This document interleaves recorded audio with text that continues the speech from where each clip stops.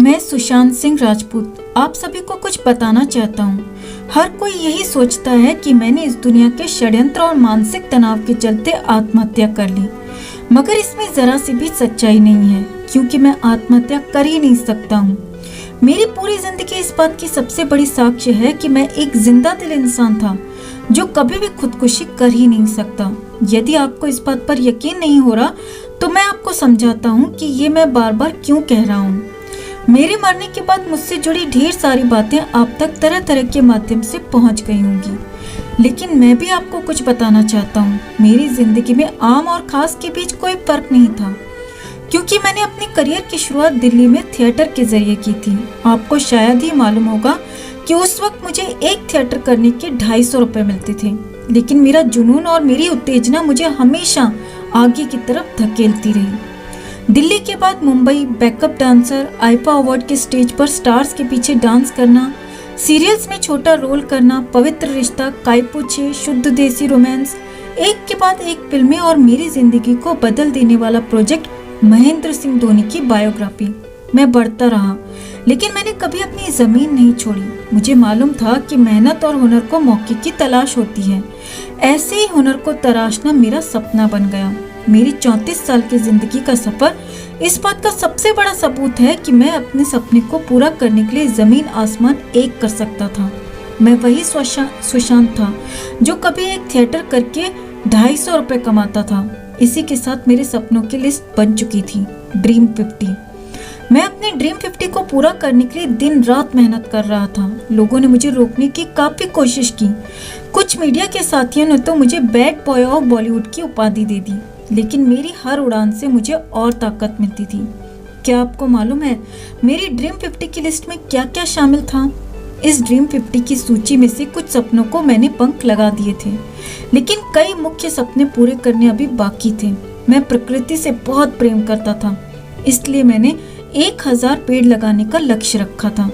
इस लिस्ट में कई ख्वाब अधूरे रह गए, लेकिन मैंने इसे अधूरा नहीं छोड़ा। मैं तो लगातार अपने सपनों को पूरा कर रहा था। मैं 100 बच्चों को इसरो या नासा में वर्कशॉप के लिए भेजना चाहता था। मैं कोडिंग सीखना चाहता था, क्योंकि मैंने भविष्य को महसूस किया था।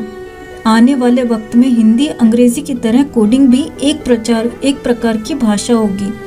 मैं तो अंधे लोगों को भी कोडिंग सिखाना चाहता था। मैंने भूमि इंटरनेशनल लूनर लैंड्स रजिस्ट्री से चांद पर जमीन खरीदी थी। एक एडवांस टेलीस्कोप मीट 14 LX00 से मैं उसे देखता था। मैं अपनी जिंदगी के हर लक्ष्य की तरफ बढ़ ही रहा था।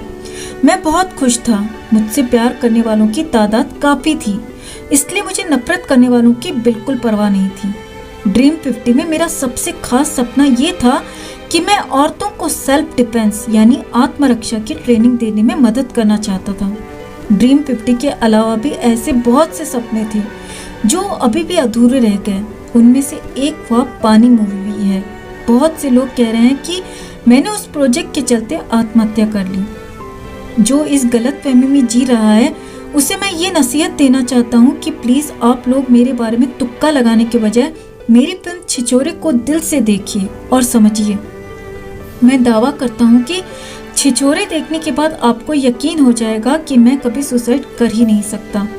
मैंने जिंदगी में बहुत उतार चढ़ाव देखे हैं। मुझे जान से प्यारी मेरी माँ ने उस वक्त इस दुनिया को छोड़ दिया था जब मैं सिर्फ 16 साल का था। उस वक्त मैं बहुत कमजोर था।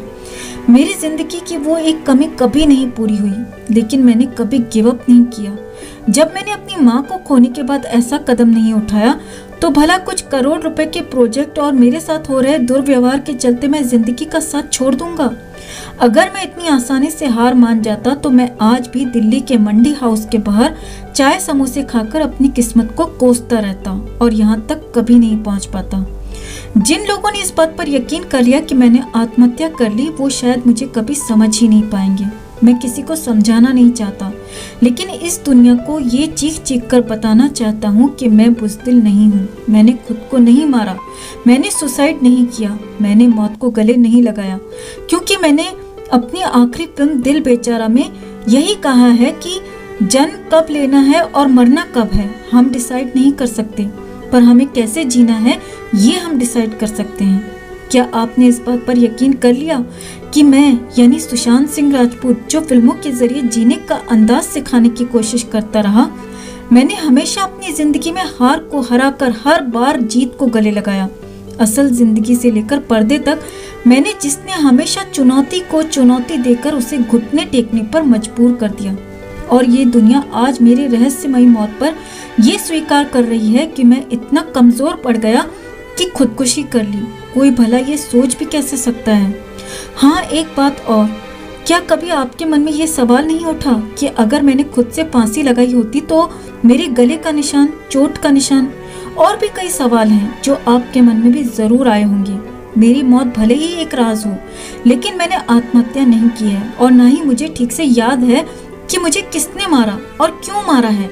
मरने तक मुझे इस बात का अंदाजा भी नहीं था कि इसलिए मैं भी चाहता हूँ कि मेरी मौत के रहस्य से पर्दा उठाने के लिए एक उच्च स्तरीय जांच हो, जैसे कि हर कोई सीबीआई जांच की मांग कर रहा है। मैं भी बड़े स्तर की जांच की मांग करता हूँ, क्योंकि मैंने आत्महत्या नहीं की। मैं सुशांत सिंह राजपूत, मैं सुसाइड कर ही नहीं सकता।